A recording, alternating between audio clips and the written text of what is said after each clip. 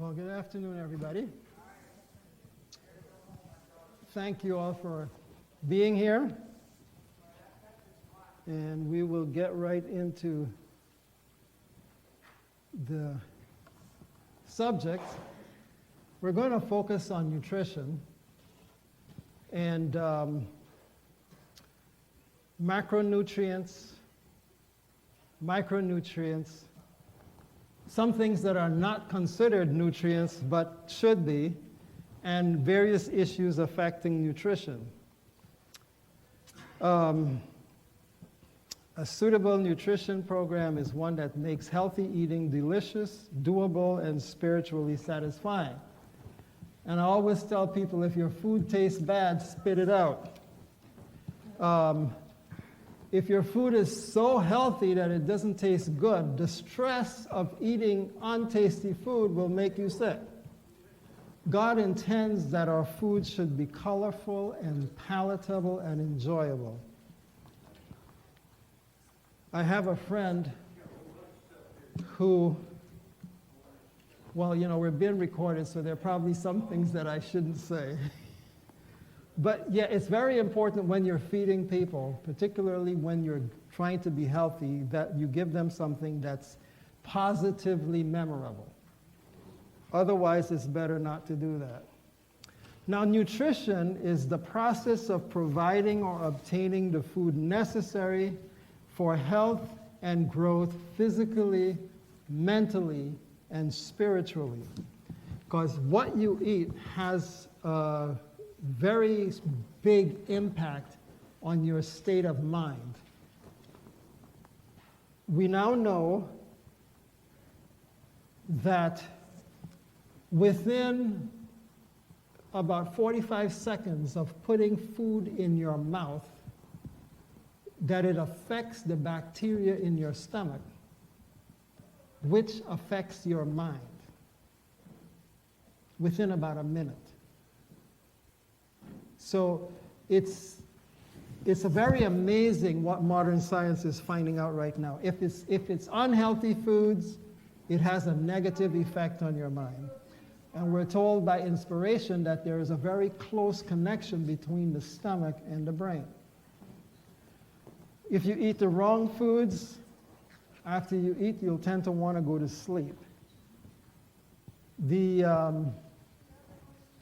macronutrients are the nutrients that we tend to focus on the most, especially in reference to protein and calories. However, we need to focus more on the total nutritional content of our food, because the macronutrients are very, very important. Now, proteins are the big thing that everybody talks about. And protein foods tend to cost more than non-protein foods. And a lot of what is taught about protein is based on bad science. There is a gentleman, I think his name was Carl Voigt, who back probably in the 20s or before, was doing research on protein. And what he did was he measured the amount of protein that the average German working man was eating, and he used that as the needs of protein. And of course, they were eating a lot of meat and sausage and stuff like that, so they were consuming about 120 grams of protein per day. The recommended daily allowance of protein is 50 grams a day. And how they arrived at that is by figuring out what we actually needed, which is 25 grams a day, and doubling it to be safe. Of all the nutrients, macronutrients, protein is the most toxic to the body when taken in excess. Excess protein causes you to age, both externally and internally. It can damage your kidneys. The body is very efficient in the use of protein. So when the body breaks down cells, when they've reached their maximum, their usefulness, it recycles the protein in the cells. And we just need to add a little more on a daily basis from our diet. But in the United States, most of our major diseases are connected to excess protein intake or excess food consumption. And in other, this is malnutrition also. But we look at these pictures from other countries with people with extended bellies and different things, and we say that's malnourished. That's the other side of malnutrition. A lot of their diseases are a result of protein deficiencies. Proteins are made up of building blocks called amino acids. There are about 20 different amino acids that link together in different combinations to provide your body with the protein that it needs, the muscle, the bone, and other components such as enzymes and hormones. Enzymes and hormones are very important. No body process can continue without enzymes. So we're going to talk a little bit more about enzymes in a little bit. Carbohydrates or carbs are sugar molecules along with proteins and fats. Your body breaks down carbohydrates into glucose. Glucose or blood sugar is the main source of energy for your body's cells and organ tissues. Fats are nutrients in food that the body uses to build cell membranes, nerve tissue, including the brain, and hormones. So fat is absolutely necessary. And you would notice, for those who have been around for a while, and most people in here have been around for a while, that we've had this great American fat scare. I call it the war on fat. And it's a funny thing that we are fatter now than we ever were before. Because usually when they take fat out of the food, in order to make it taste good, they add sugar and salt. And then your body is not satisfied because you're not getting enough fat, and then you're hungry all the time, you want to eat all the time. So it becomes a vicious cycle. It's important to eat fats in their natural form. In the Spirit of Prophecy, we are told that food should be eaten in as natural a form as possible. And so today now we're on this no-carb diet. Now, if you take the carbohydrates out of your diet, and what's left? Protein and fat. And you don't need a lot of protein, so you're going to be doing more damage to your body. And we're getting fatter. So it's important to have good quality fats in your diet, like avocados, nuts, seeds, grains, all of these natural foods. Now, another problem that we run into is the use of processed carbohydrates and fats. And this is where the problem is. Now, most of your green leafy vegetables, your kale, your collards, your lettuce, are carbohydrates. These are the original low-carb foods. And you can eat almost as much of those as you want to, and it's almost impossible to get too many calories. And carbs, these kind of complex carbohydrates, and have a lot of fiber in them. And we cannot break down fiber, but fiber is very important to the body. It is one of those things that we call a non-nutrient, but it's more important that it really should be considered a nutrient. 90% of Americans do not get enough fiber. And fiber acts in your metabolism, in your body, kind of like the flywheel does on an engine, where you have these cylinders that are firing, and the flywheel keeps it from being jerky. It kind of smooths it out. So fiber absorbs excess fat. It cleans the wall of your intestinal tract, and is very, helps you to have good bowel movements and all of that kind of good stuff.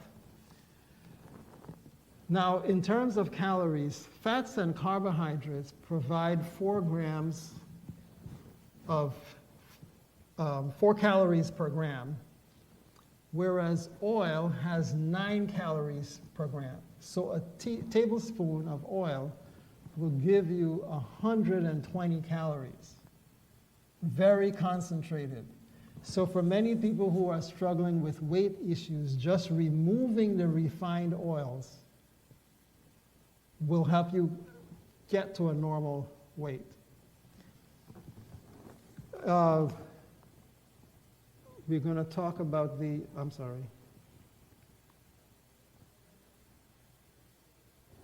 I'm going in the wrong direction.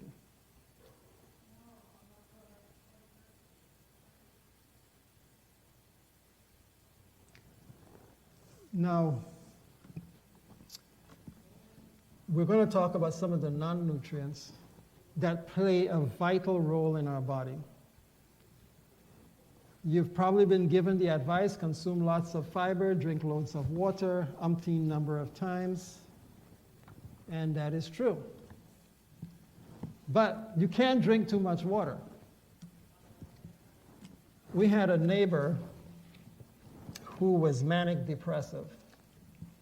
And this guy used to work for the Social Security Administration, and he supervised about 2,000 people.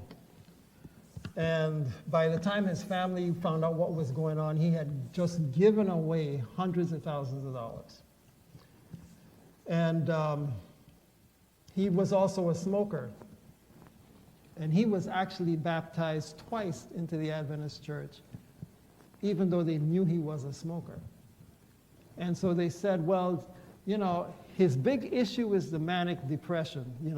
We have to deal with that first, and then we can deal with the smoking. So at the time, I was working with a physician who was also an Adventist, who practiced natural medicine. And he had been hired by Howard University Hospital to help people to lower their blood pressure naturally, because they had found that when they put people on the blood pressure medication, it was ruining their kidneys and sending them onto dialysis, and within 5 years, 90% of them would be dead. So I came in contact with some of the physicians there at that hospital, and I talked to them about this guy's situation.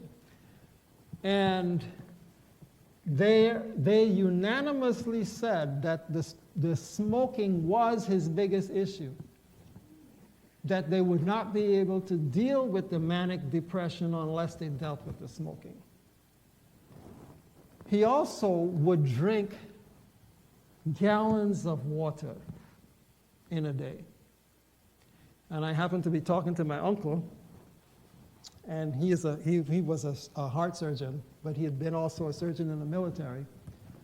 And he said that excessive water consumption can be a symptom or a cause of mental illness.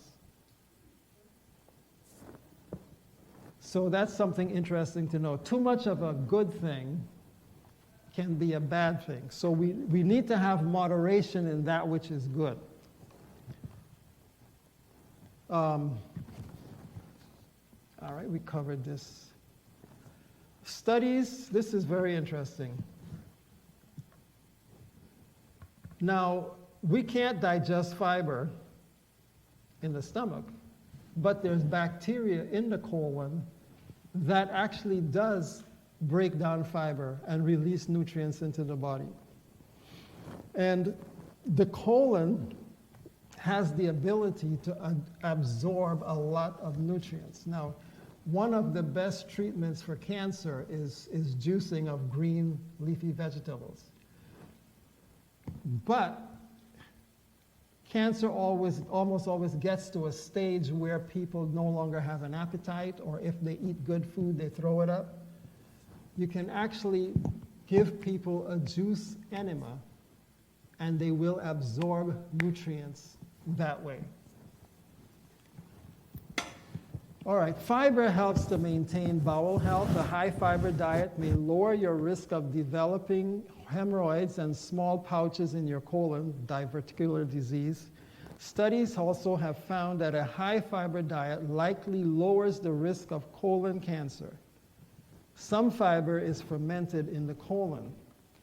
And in areas where people, particularly in the islands and rural areas, where people use a lot of fruits and vegetables, cancer is very rare. As soon as you go to, for instance, they have found that people in Japan, natives of Japan, used to have very low rates of cancer. And people thought that, well, this is something genetic about the Japanese. But then they noticed that as soon as these people move to the United States and adopt a Western diet, within 2 to 3 generations, they would have the same risk levels of cancer and these degenerative diseases that we experience here.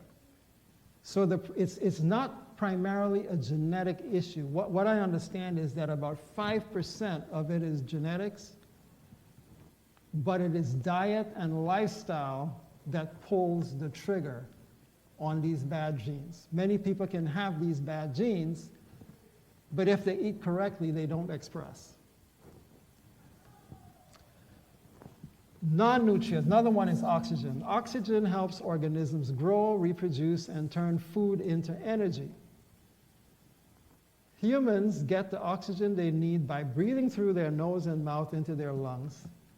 Oxygen gives our cells the ability to break down food to get the energy we need to survive.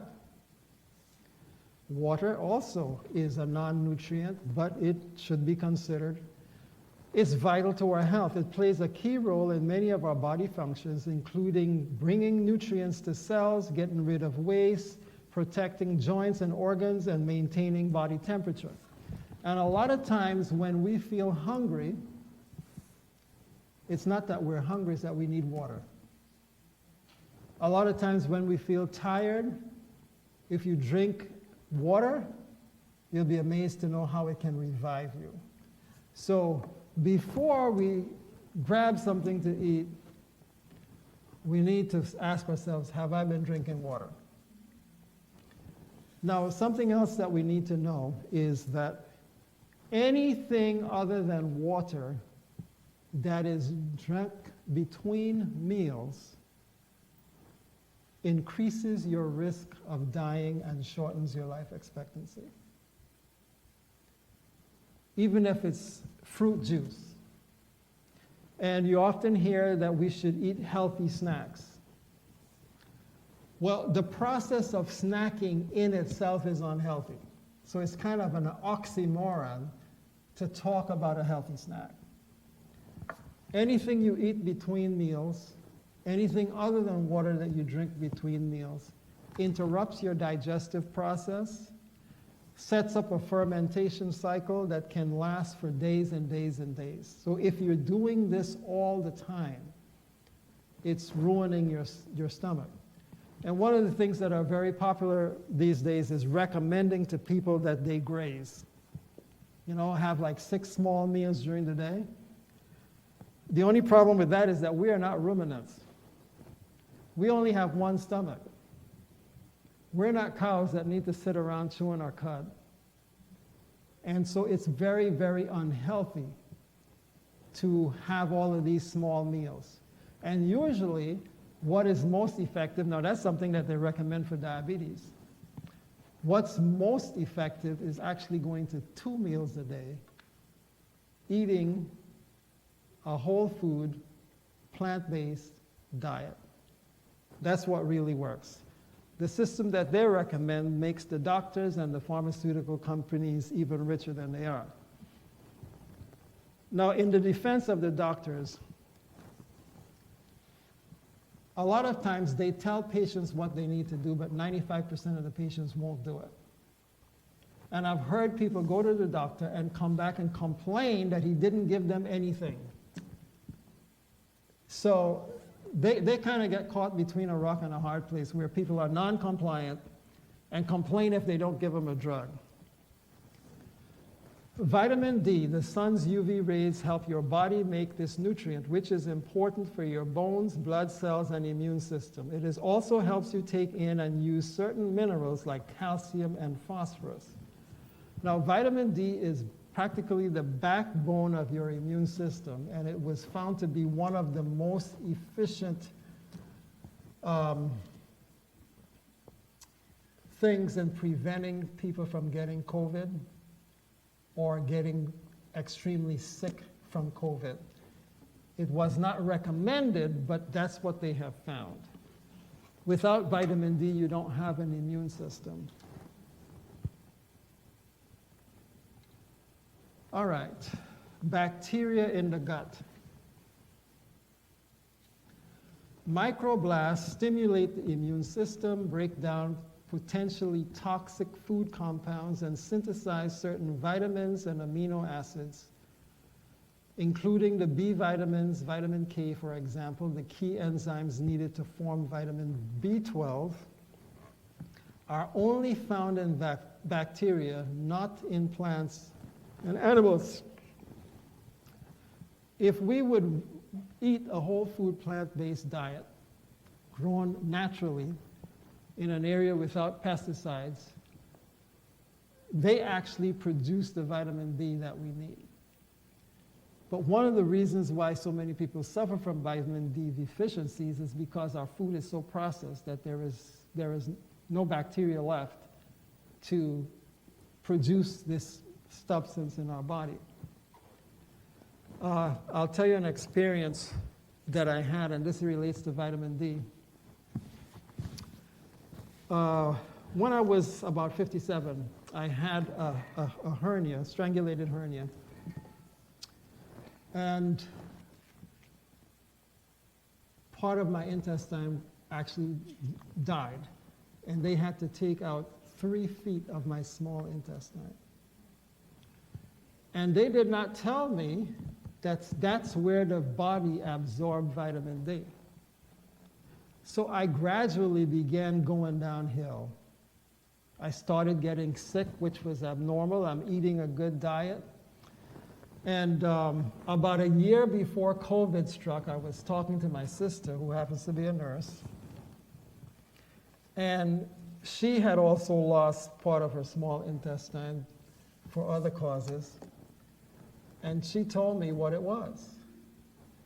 And so we started amping up. I mean, I could hardly walk. My feet hurt. I was having heart palpitations. And I mean, you know, I thought I was getting ready to die.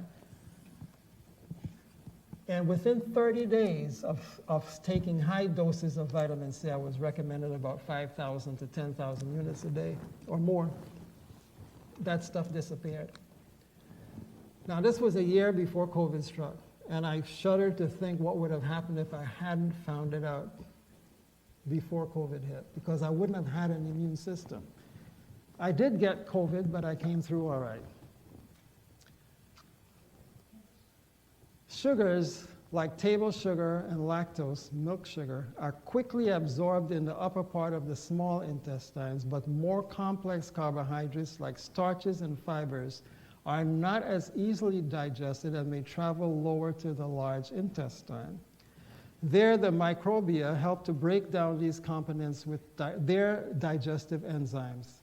The fermentation of indigestible fiber causes the production of short-chain fatty acids that can be used by the body as a nutrient source, but also play an important role in muscle function and possibly the prevention of chronic disease, including certain cancers and bowel disorders.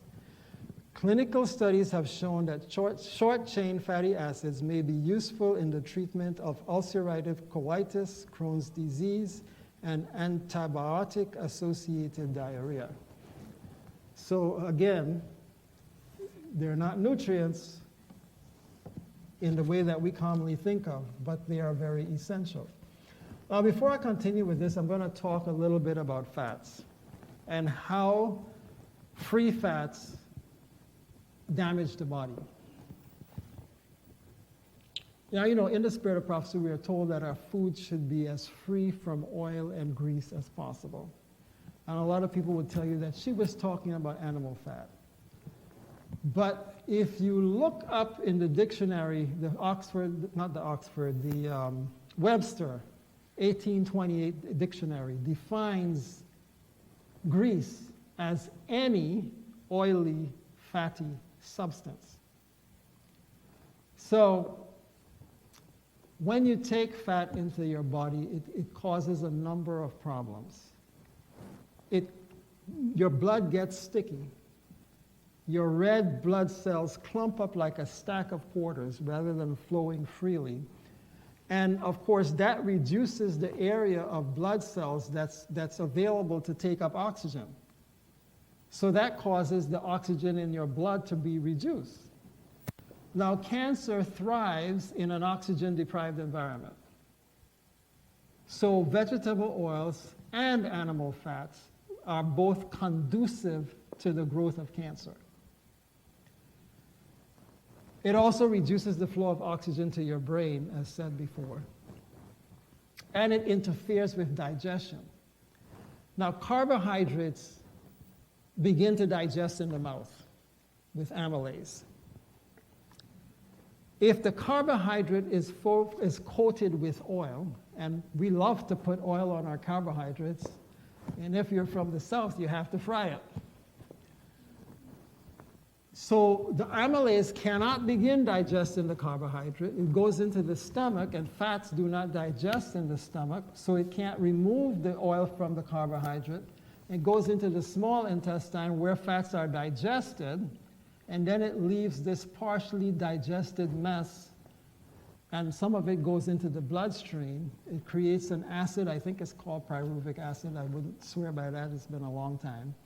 And that's one of the causes of arthritis and pain in the joint, because the body doesn't know what to do with this stuff, and it's like an old man, you know, it just shoves stuff all over the place, and it impedes the function of the body. Now, in terms of carcinogenicity, you have to exceed 40% of your diet in animal fat before it becomes more carcinogenic than vegetable oils. Do you understand what I just said? Can anybody tell me what I just said? Animal fat versus vegetable oil, synthetic Uh-huh. vegetable oil. So, 40% more of animal fat produced cancer. okay. Well, they both promote cancer. But you would have to exceed 40% of your caloric intake from animal fat before the animal fat becomes more cancer producing than vegetable oil. So at the lower levels, vegetable oils are more carcinogenic than animal fat.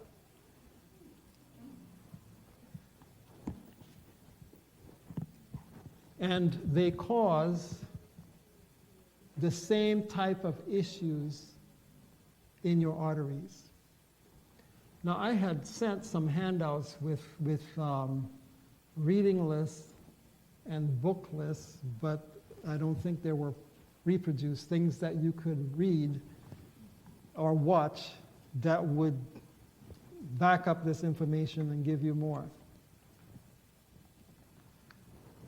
The term micronutrients refers to vitamins and minerals which can be divided into macro minerals, trace minerals, and water and fat-soluble vitamins. An adequate amount of micronutrients often means aiming for a balanced diet. Now, we used to be told that we need to have certain elements in our meal at every meal to have a balanced meal. But it's more important to have a balanced diet than it is to seek for a balanced meal. And a lot of that was related to the misconceptions about vegetable protein. You know, people for the longest while taught that vegetable protein was inferior to animal protein, and it's not. Vegetable protein is actually superior to animal protein because it does not come along with some of the risk factors from animal products, like the fat and the urea and the waste products from the animal. Now, an enzyme is a biological catalyst that is almost always a protein. It speeds up the rate of specific chemical reaction in the cell. The enzyme is not destroyed during the reaction and is used over and over. Life cannot exist without enzymes. Now, there are three different types of enzymes. There are plant enzymes, and in your body you have metabolic enzymes and digestive enzymes. We are born with a specific enzyme potential. So your body has it's kind of like a bank account of digestive enzymes and metabolic enzymes. Digestive enzymes do just what they say, they help digest your food. Metabolic enzymes run your body processes. If you eat excessive amounts of cooked food, you will run out of digestive enzymes. And your body will convert metabolic enzymes into digestive enzymes. And so you are shortening your life potential by doing that. So it's important for us to eat a significant amount of our food uncooked. That doesn't mean unprepared, but uncooked, because you get enzymes in your food. In 1999, when my father was 79 years old, he had prostate cancer for the second time. So he went out to Loma Linda to do the proton treatment. And at that time, it was over $100,000 just for the treatment, not including the cost of getting there and staying there for a number of months. Well, when he got to California, I'll have to say, the General Conference health plan is a very good health plan, so he wouldn't have had to pay for that out of his pocket. When he got to California, they found out that the cancer had already gone to his lymph nodes. So they said that there was nothing they could do for him, and they sent him home to die. Well, before he went to Loma Linda, we had recommended to him that he go to a particular physician that we knew of, who was a qualified surgeon but practiced natural medicine. He was not an Adventist, he was a Lebanese surgeon, and his specialty was cancer.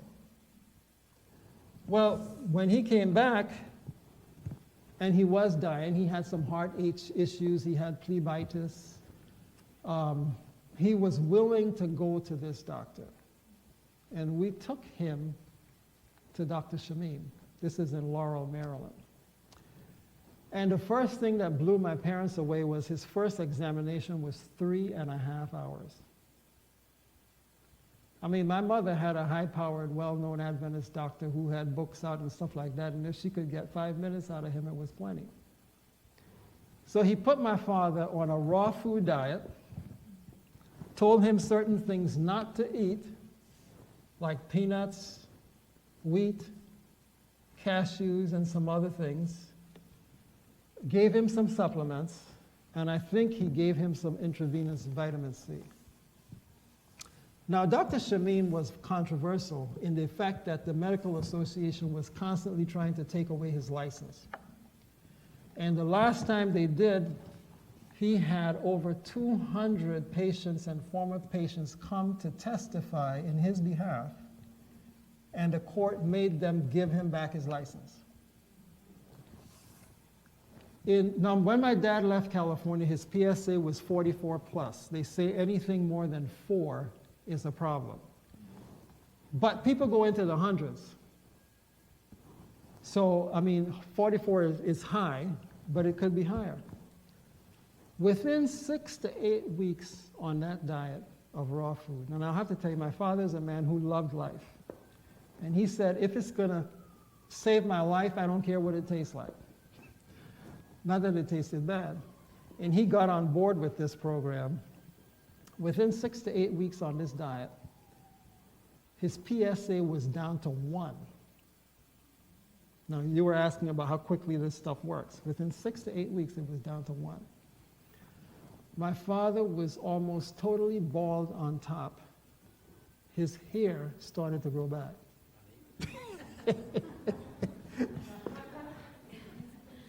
Within 3 years, they could find no sign of cancer. Now, he died 11 years after this at the age of 90 as a result of Alzheimer's. My mother and brother were not cooperative in this program, and when he lost the ability to control his diet, they just, fed him regular stuff and he went downhill. But he got 11 more years of life. And so the best things the doctor had ever done for him was to tell him, there is nothing else we can do for you. We know other people who have had similar experiences. Now, when we went to CUC in Trinidad, we were fortunate to have a very good nutrition teacher. Her name was Rosie Shim. She was from Singapore, and her husband was from Burma. She had grown up during World War II and had suffered from malnutrition to the point that as a child, if she had eaten an improperly cooked grain of rice, it could have punctured her stomach. And it kind of really distorted her metabolism.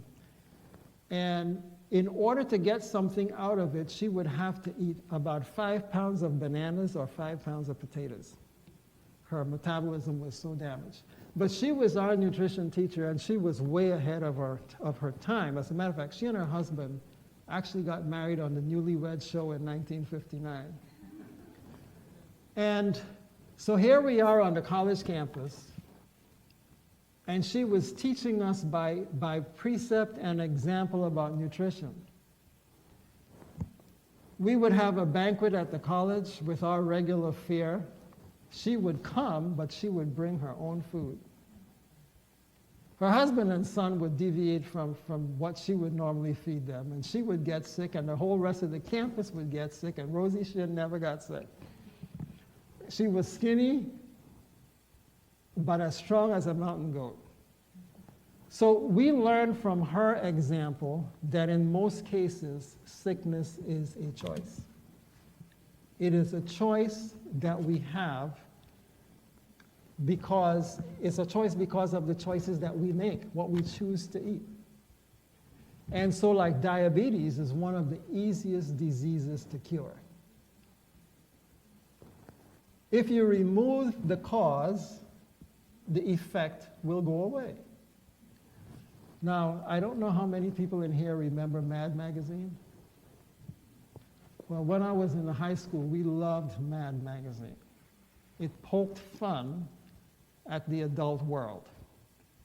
And in that magazine, in one issue, there was a cartoon of a guy going to the doctor, and he's standing up at the counter and he's asking for something for pain, and he's standing like this because, with his toe of his boot on the ground, and in the cartoon you could see this big nail sticking out of the bottom of his boot. But he's asking for pain medicine. So I'm at my mother's house one day many years later, and my brother comes in with his girlfriend complaining of a pain in his foot. And she said to him, are you sure you don't have a tack or something in your boot? He takes his boot off, and sure enough, there's one of these little thumbtacks that people use like to put stuff on a cork board through the bottom of his shoe, but it didn't go all the way through, but it was pushing up the inside of the shoe enough to irritate the bottom of his foot. So art does imitate life. And so if we would change our choices, rather than looking for a medication or a surgery or something like that, we can get rid of these. I mean, diabetes is absolutely one of the easiest diseases to cure. And something that people don't know, many people don't know, is that fat is at least as big or a bigger part to do with diabetes than sugar. But when you combine the two together, it's actually lethal. So, again, as we said this morning, God wants us to change our habits, because when we change our habits, it changes our character. And He gives us the power, if we want to change our habits. As I was telling you guys, some of you guys, I was addicted to food when I was a kid. I could not pass seafood and not eat it. And it was only the Lord who helped me to get off of that addiction, because I did not have the willpower to get off of that addiction.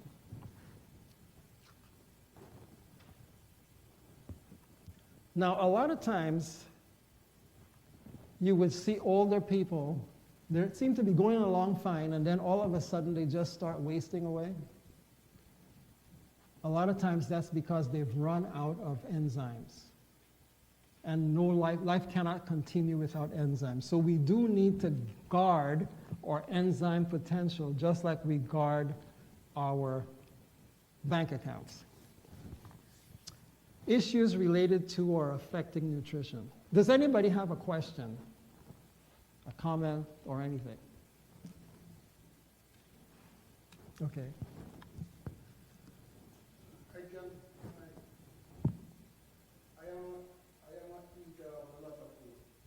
Uh-huh.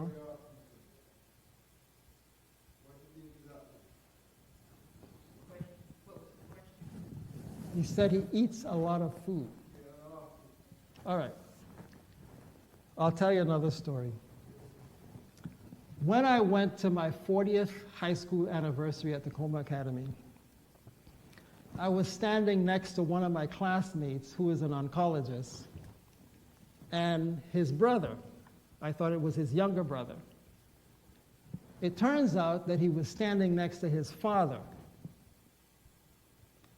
His father was born in Russia. And his father had been a German soldier during World War I, captured by the Russians and never let go. So he married in Russia, was in captivity in Russia, and this gentleman's father, my classmate's father, said that for the first, I think it was 18 to 25 years of his life, he never had a full stomach. He suffered from hunger. And that was one of the reasons why he looked so well. They have found that if you take a dog and you let it eat as much as it wants to eat, and then you cut that amount in half, that you will double its life expectancy. So when we overeat, when we eat too much, we are wearing out our body. And we're probably going to get sick too. Sometimes people eat excessively because their cells are not getting fed properly. Correct. So you have to analyze what actually are they eating. Right. As a matter of fact, if you're eating the right diet, if you're eating the right foods, it's virtually impossible to overeat. Now, when I was about 11 years old, my parents finally got concerned about my weight. Took me to the doctor, and he put me on a grapefruit juice and vegetable diet. Well, I loved grapefruit juice, and I loved vegetables, and they were both canned. And when I went back to this doctor after a couple of weeks, I'd gained 2 pounds. So if you eat enough of anything, you can gain weight. Now, if I was eating fresh grapefruits and fresh vegetables, that would not have happened.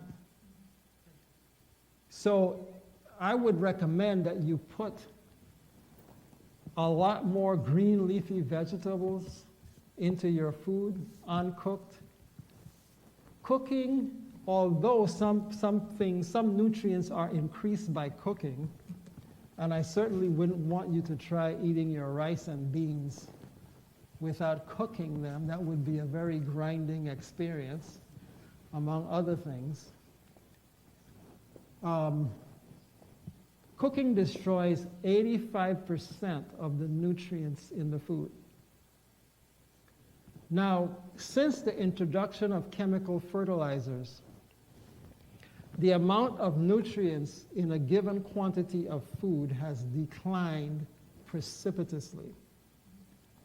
Before the introduction of chemical fertilizers, some spinach, you would get 250 milligrams of iron in a serving. Today, in a serving. Today, some of them test as low as 3. So the food today has about 10% of the nutrition that it did in Ellen White's time. So if back in her day, if you took 100% that food and you cooked it, you would still end up with more nutrients in the food than what we have today. So we need to do something differently today. And she did say that we should make use of local and imported foods. So today, you can go to the supermarket, you can get lemons and avocados all the time. You can get Brazil nuts and all of these different things. So we really don't have the need to can the same way that they used to can. And we went to a canning class. We actually had one done at our store. And what we found out is that if you can, according to the government's recommendations, there will be basically no nutrients left in the food. If you can, according to the way that the Amish and the Mennonites do it, you may have about 15% left. So it just becomes comfort food. It just adds weight on your body. There's no nutrition in it. So y'all are familiar with the food pyramid, right, that they had, and it showed you with so many servings of grain and stuff on the bottom and whatnot. The majority of our food should actually be fresh fruits and vegetables, with small amounts of cooked foods, your beans or whatever. And another thing that they've discovered,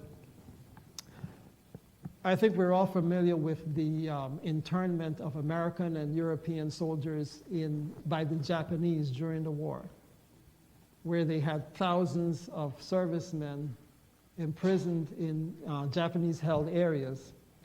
And they would give them an allotment of beans and rice. Everybody would cook the rice. Most people would cook the beans. But some people sprouted their beans and ate them with the cooked rice. They had a tremendously higher rate of survival than those who cooked the beans, because they got these vitamins and minerals and the vitamin C and stuff like that that kept them from getting beriberi and other things. Whereas those who cooked the beans did not have that. So some people argue, well, the enzymes in the plants are destroyed during digestion. But the fact that eating raw foods has such a dramatic effect on people with cancer and other diseases and on the survival rate of these people illustrates that there is something in there, whether we understand it or not, that is much more conducive to life than just cooked food. If a person has had cancer, lupus, any of those, what would you call them? What's that? Autoimmune diseases. You need to eat at least 85 to 90% uncooked food. And what we have discovered that it is almost impossible to maintain good health, really good health, on anything less than 75% raw. So it's not that you can't have something cooked, but the majority of your food needs to be raw, particularly if you have had cancer or some other kind of autoimmune disease. Pardon me? You know, I'll tell you this. It's a mind over matter stuff because, for instance, like your salads, your lettuce, your kale, yeah, you know, most of your green leafy vegetables can be eaten raw. Definitely your apples, your oranges, your pears, your fruit can be eaten raw. When you cook these things, it concentrates the nutrients, it deoxygenates the food. And so, I mean, for instance, like you can eat a whole lot more applesauce than you can fresh apples. It takes 12 ears of corn to make 1 tablespoon of corn oil. So when was the last time anybody in here sat down and ate 12 ears of corn? You can't do it. Should we buy the organic food then? The- Eat them raw, but the thing is, find them, with all that stuff they spray on it. Yes. Studies show that people who feed their children organic foods, that the children have a significantly lower pesticide residue in their body. But even if you cannot afford organic and you wash them properly, I mean, the stuff that my father bought was not always organic. I mean, it wasn't always available, and still the results were dramatic. And there's a reason why we say grace. We can do all that we can do, but if God doesn't bless the food, the earth is so polluted that we wouldn't stand a chance. So do the best that you can. And some things are more important organic than others. Potatoes, onions, carrots, root crops. It's more important to have those organics. Avocado, you don't need to have organic. We buy organic apples, and we find that the organic produce actually lasts longer in the refrigerator than the non-organic. And we have, in our store, we bought a chest freezer that can work as a refrigerator and a freezer. And there's some things that we don't think about. Now, hot air rises and cold air falls. When you have an upright refrigerator, every time you open that door, the cold air falls out. The temperature inside goes up, and most green leafy vegetables are very sensitive to temperature. Their shelf life is directly related to temperature. But in a chest refrigerator, when you open it, there's no way for the cold air to fall out. So it maintains a much more stable temperature, and the produce lasts longer in there. So we buy our fruit by the case. So we would buy a case of apples and a case of oranges and avocados, and for the two of us, and it lasts about a month. So typically for breakfast, I would eat something like 2 apples, 2 oranges, sometimes bananas. I don't eat a lot of bread. I have a gluten allergy, but I can eat sprouted grain bread. So what I do is I take and Doug and Mary can testify to this. we make our own almond butter in our store because most of the almonds that are used to make the almond butter that you find in the supermarket are old almonds. So they chop them up and roast them. Whereas we make our own almond butter from fresh, whole almonds that are roasted around 200 degrees, and we put them through a machine and grind them into almond butter, and it tastes so much better than the store-bought stuff. Now, talking about non-nutrients, it goes positive and negative. When peanut butter or almond butter or cashew butter is made in a commercial establishment, they tend to roast the nuts at relatively high temperatures to get them browned up really quickly because ovens are expensive and they want to get them through there as much as possible. The same applies to granola. So most commercial granola is not properly baked. The oats are not cooked enough. So when they grind the nut butters now, it's pumped through a pipe to where they put it in jars. Can you picture nut butter flowing freely through a pipe? It doesn't. So they have to lubricate this pipe, and they use an industrial lubricant, and it gets into the peanut butter. But since it's not an ingredient in the peanut butter, they are not required to put it on the label. Okay?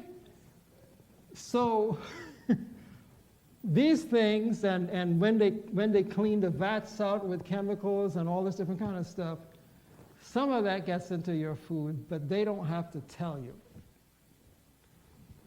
So it's, you know, the more you can prepare for yourself, the better off you are. And it's going to taste better. So what I do, I cut my apples up in slices, and I put some almond butter on it, and, you know, I put some dates on there, and I enjoy that. They're delicious. And then the larger fruit tend to taste better than the smaller fruit. We put almond butter on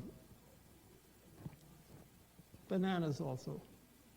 Most of our sweetening is done with dates. A pound of sucanat, which is dehydrated cane juice, it's not refined. It's loaded with potassium and iron and other nutrients.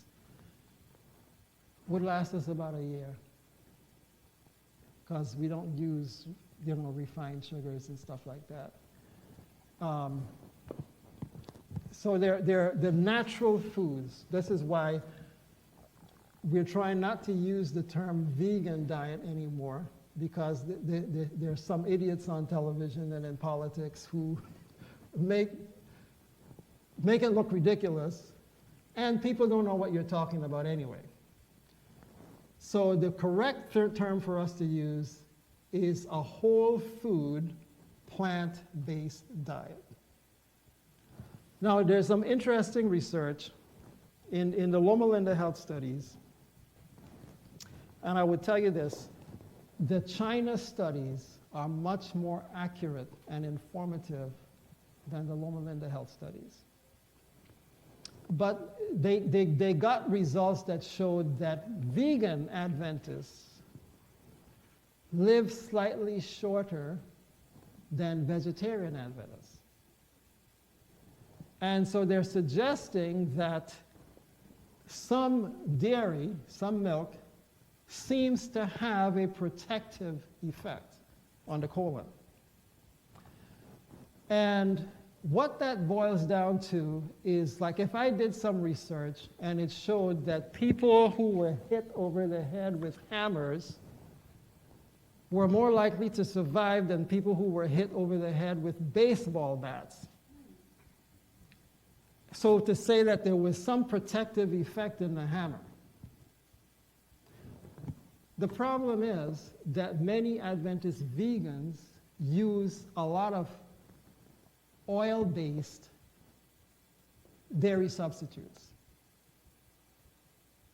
And Remember, I told you that oil has similar effects on the colon and the arteries as animal products. So when you separate that and you deal with people who use a whole food plant-based diet, as shown in the China studies, they live about 4 years longer than vegans. The China study is a much larger population study. It was done in China, as it suggests. And there are so many varied populations in China. They looked at a lot more different factors. So the China study and its related movie, Forks Over Knives, is one of the things that I would recommend that you look at. You can read the book online, and you can watch Forks Over Knives online. And these people are not Adventists. Both Campbell and Esselstyn were raised on dairy farms. And so they have a lot of credibility to me. They're not coming from any kind of a religious background that I know of. They're coming from a purely scientific background. Campbell was a researcher. He did research in the field. Esselstyn was a surgeon. And they came to the same conclusions before they met each other. And they will tell you no oil, no animal products, whole food, plant-based diet. With the Loma Linda study, the people who were involved, at least one of the physicians who was involved with that, said that it takes years to see the effects of a change in diet. Campbell and Esselstyn will tell you that you see effects in diet in weeks and days. That you can completely reverse heart disease by changing the diet. And the arteries begin to open up within days.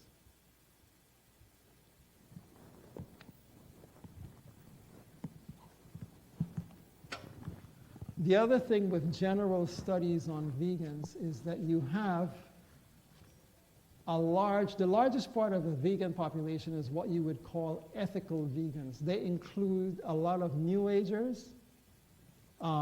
They tend to be immoral. They use alcohol. They're not really health conscious to the extent from a spiritual perspective. And so their life expectancy is shorter, so it skews those tables. Again, when you separate the two groups, you have dramatically different results. This virgin coconut, remember that? Yes and no. It's less damaging than the others, but here again, it's the hammer and the baseball bat.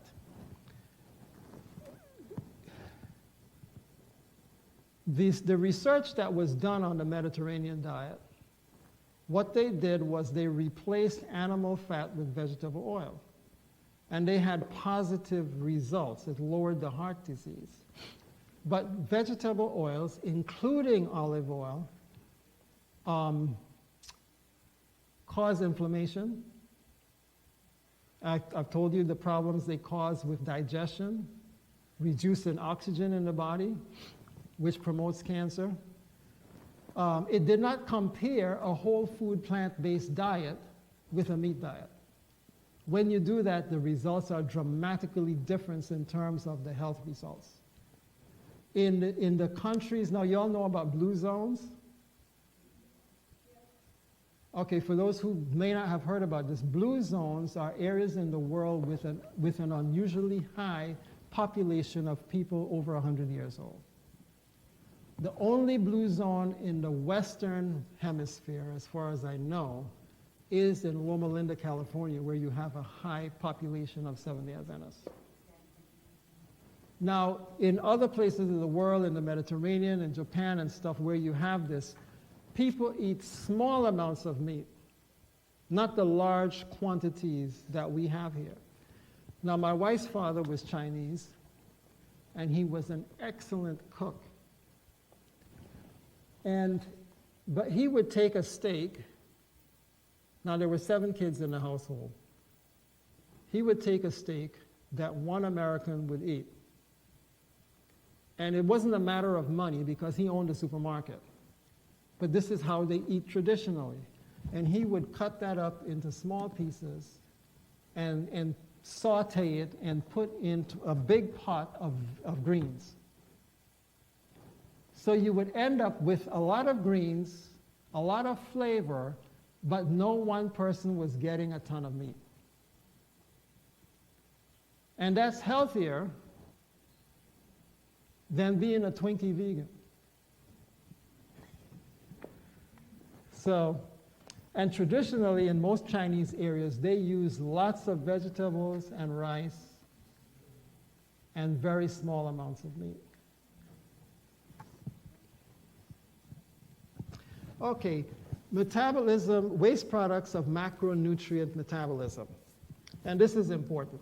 Metabolism is the chemical reaction in the body cells that change food into energy. Urea is a natural product of nitrogen and protein metabolism and predominantly found in the urine and animal waste, which is in the meat when you get it, because it was a living animal, it was going through all of these processes. Urea, ammonia, and creatinine are metabolic waste products in protein metabolism. Metabolic waste, also called excrements, are substances that are formed as byproducts in the metabolic process. These cannot be utilized by the organism, and when accumulated in surplus, can be toxic. So remember I told you that protein, of all the macronutrients, is the most toxic to the body when taken in excess. And I was watching a program and they were talking about famous bodybuilders. And many of these guys die young. At least they make a fantastic looking corpse.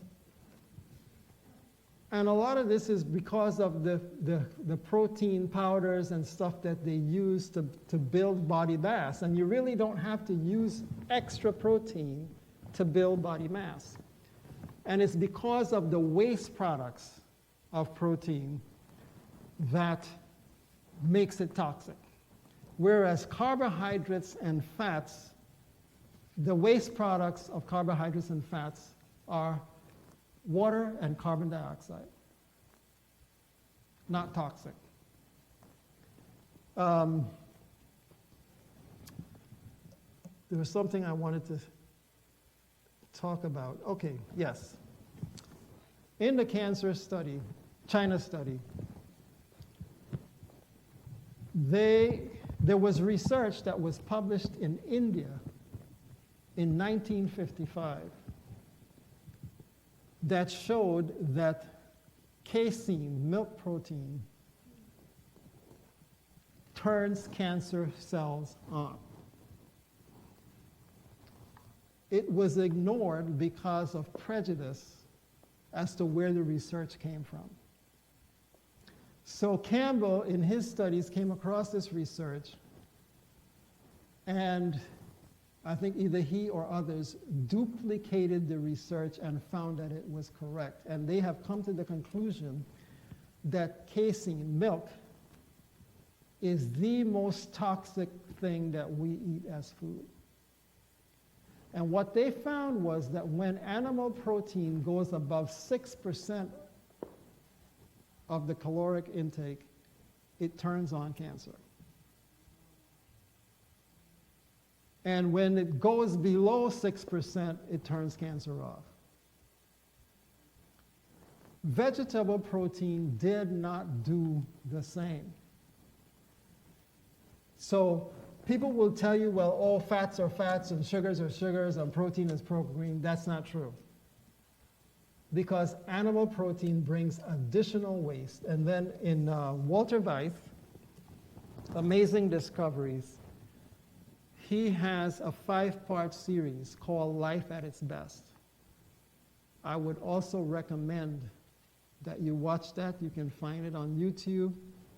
Go to the Amazing Discoveries channel and watch his programs. Now, here is a person who was an atheist, who was not a Christian, who was not raised an Adventist.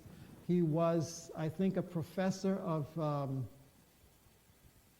evolution at Stellenbosch University in South Africa.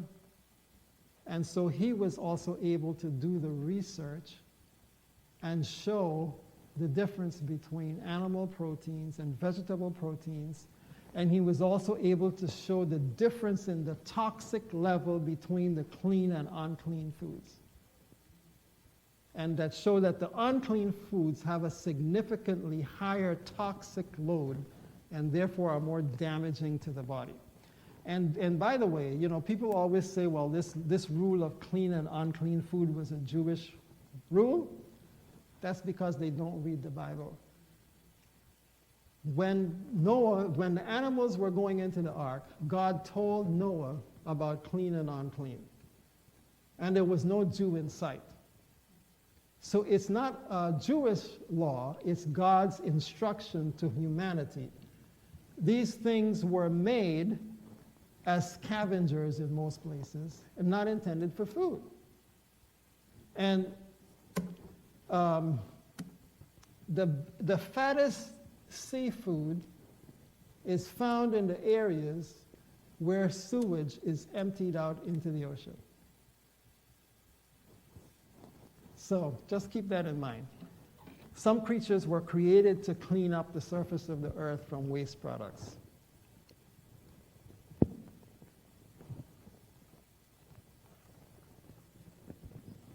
Issues related to or affecting nutrition. In cellular or aerobic respiration, glucose and oxygen are metabolized to release energy with carbon dioxide and water as end products. These are the waste products of carbohydrate metabolism. When you metabolize fat, you end up with carbon dioxide, water, and energy. Oxidizing 10 kilos of human fat, which is about 22 pounds, requires inhaling 29 kilos of oxygen to produce 28 kilos of carbon dioxide and 11 kilos of water, and authorities figure. I just found that kind of interesting.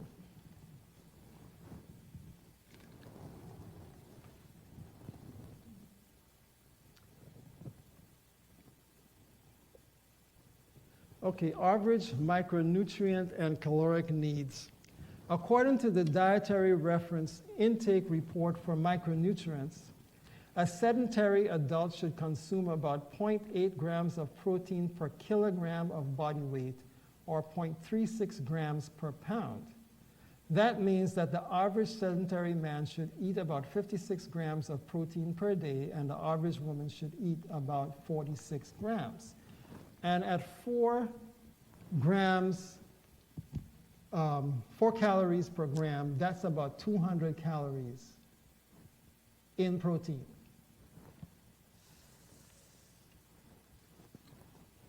Now, again, remember that I told you to come up with a recommendation. They found the absolute necessity and doubled it. The average vegetarian in the United States gets about 3 times more protein than they need. The average non-vegetarian gets about 5 times more protein than they need. And protein,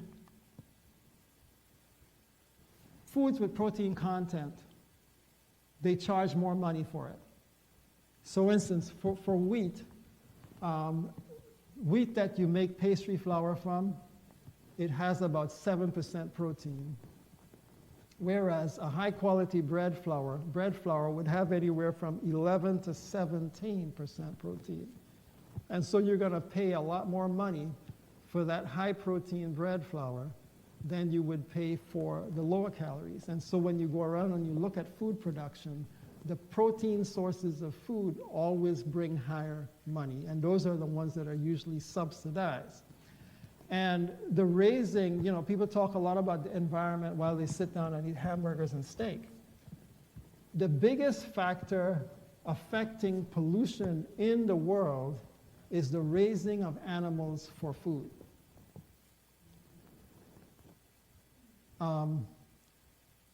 Cow flatulence accounts for more greenhouse gases than the entire transportation system in the United States. So rather than jumping on people for their SUVs, maybe they should stop eating animals. Over 70% of the grain grown in the United States, and some grains it's up to 80-something%, are fed to animals. And they're grown with chemical fertilizers and nitrates that get into the water, pollute the water, kill off wildlife. And a lot of the deforestation that's going on in South America and other countries is either to grow palm oil or to clear land to raise cattle, which causes more environmental damage. So these are things that we need to take into consideration.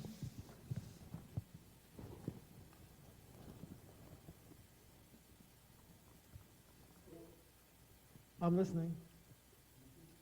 Before we flour the better Um, for cooking. yes. Now, I have to say that flour, particularly fine flour, tends to clog the bottle. Tends to clog the body, pardon me. It is better to use whole grains than flours. Also, as with any nut or seed or grain, when you crack that grain or that nut or that seed, the nutrients in that product begin to oxidize, and it loses nutritional value relatively quickly. So flour is that thing all ground up.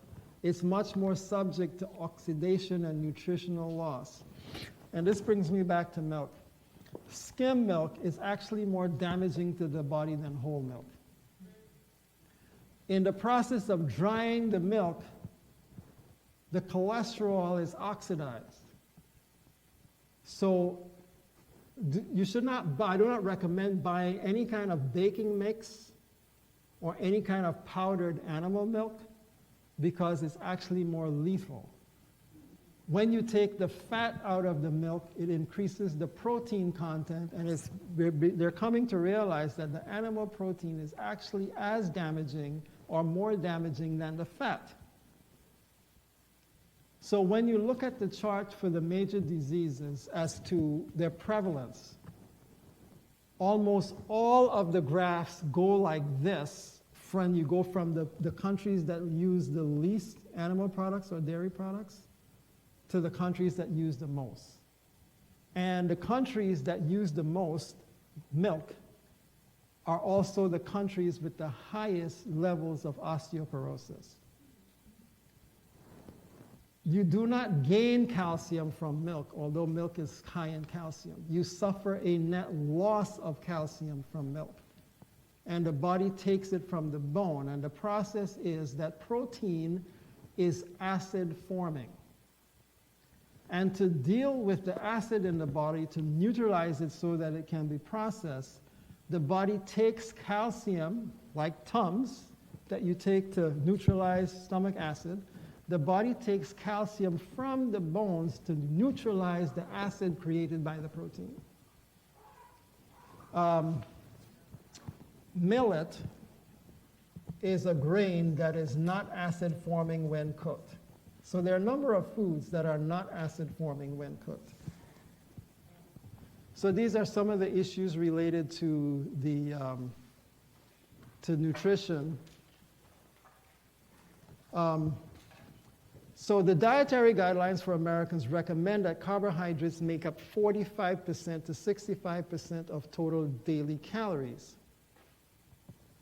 Now you would look at that, if you are using 45% of your caloric intake from carbohydrates, that means that 55% is coming from proteins and fats.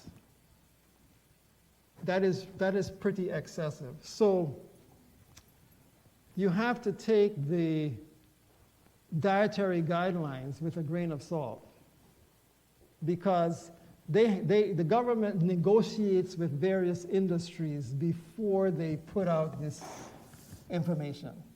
And these industries are fighting to protect their market share and the products that they sell. So one needs to be educated for oneself.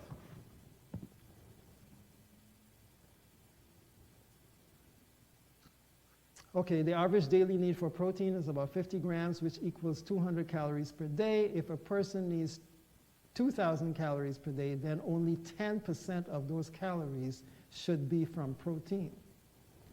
So again, if you're eating 45% of your diet from carbohydrates and 10% from protein, that leaves another 45% from fats, which is excessive. So 45% is very low. 65% is more realistic as to carbohydrate calories. Something that deserves study is what factors influence the amount of protein a specific individual needs. And stress can cause you to need more protein. Certain illnesses can cause you to need more protein. The quality of soil in which food is grown, the use of chemical fertilizer, distance food travels before it is eaten, because most fresh food reduces in nutrition over time as it sticks around. So if it has to come from a very far place, it could end up devitalized by the time you get it. On the other hand, if you eat all of your food locally, let's say you live in Delaware. Delaware has a very high rate of cancer between DuPont, chicken farms, and the fact that the soil is lacking in selenium. People live in areas where the soil is lacking in selenium have higher rates of cancer. So different areas are depleted in different amounts of nutrients. So if you eat only from that one location, whatever your soil is deficient in, you will become deficient in. So it's a good idea to eat a variety of foods that come from different areas. It gives you more balanced nutrition. Your fresh fruits and vegetables, the closer they're grown to you, the less likely they are to have pesticides or high quantities of pesticides and to have lost a lot of nutrients in the process of transportation. Quality of soil in which food is grown is important, because you can have something that's grown organically, but that does not necessarily mean that the soil in which it was grown is nutritious. So if you have someone, like we have a customer, a friend, who wherever he goes, he builds his soil up. And typically he has better tasting food than other people. So your food, it's nice if you're using organic, but it's also important to kind of know where it comes from and to understand the quality of the soil in which is grown. So, distance food travels before it's eaten, how food is stored, cooking methods of food preparation, food combinations, health and efficiency of digestive system, additives to food during processing, during preparation, cooking, state of mind during eating, rest, frequency of meals, intermittent fasting, cleansing cycles. All of these things affect the nutrition of the food. So, sure. Yeah, it's just because you were reading those things, I was thinking, that is the reason why we account for the growth of the food. All of these reasons, so we can build up the soil in the garden so that we can get the best quality food possible. The other thing is, as far as the canned diets are concerned, the closer our food is to where it is, okay, the more easily accessible the food is that we want to eat, more likely than not, it will be higher in enzymes. And in the final analysis, the enzymes are really what supports good health. Mhm. Because if we deplete of native enzymes, which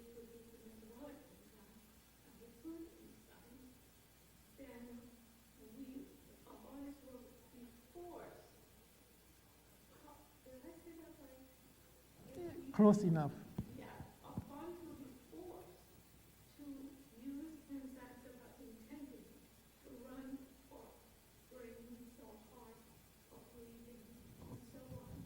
And this is what's going to deteriorate our health. Right. Okay, that's correct. UV, ultraviolet rays, damages proteins and lipids. UV can influence protein metabolism through inhibition of nitrogen intake and thus the rate of protein synthesis. So there are many other factors that can affect nutrition.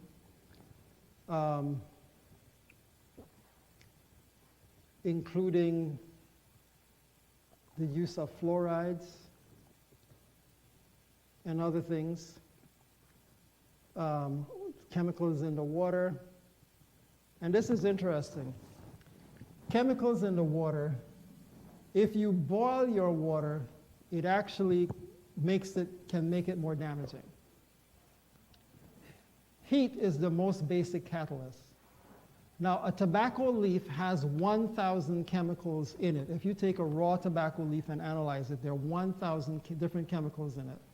But if you burn a tobacco leaf, it releases 4,000 plus chemicals because the heat causes these chemicals to interact. And, you know, I was thinking the other day, you're flying on a plane, you're walking down the streets, with the amount of chemicals that we consume as a society, it's a wonder that people next to you just don't explode. Yes. Oh, yes. And I used to work for a printing company back in the 70s. And we did some work for, it was some kind of association having to do with funeral directors. And they were saying that they're using 40% less embalming fluid. Now, this is back in the 70s. Because people were coming in already so well preserved from all the chemicals that they were eating.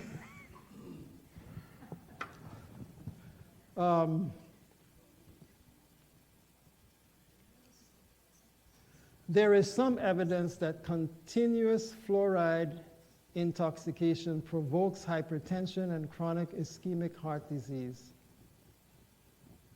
So there's a lot to study on. Now, what people do not know is that back in the 30s,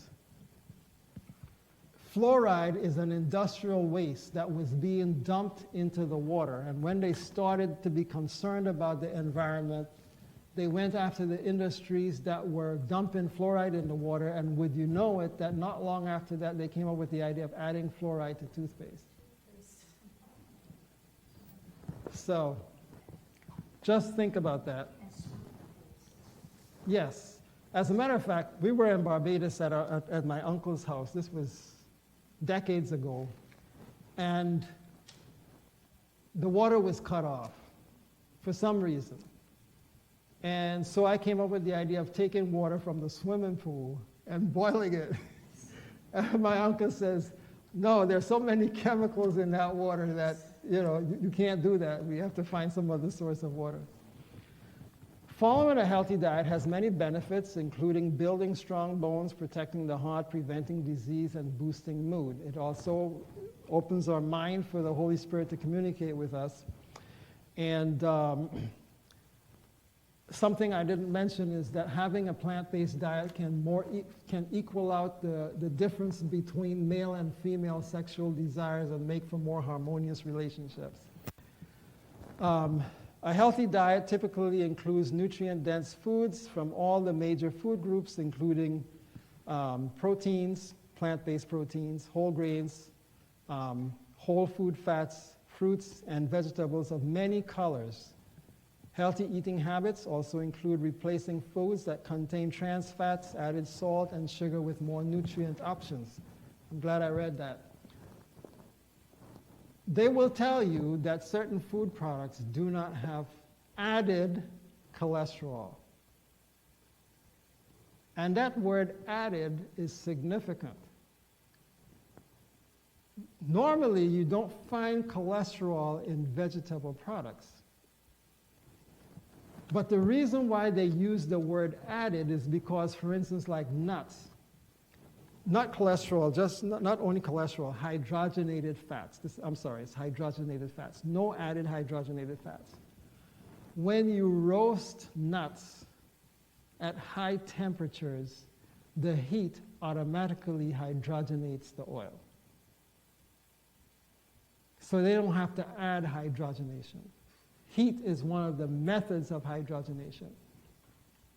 So the fact that they tell you no added hydrogenated fats is a little clue that it may very well contain hydrogenated fat from the processing process.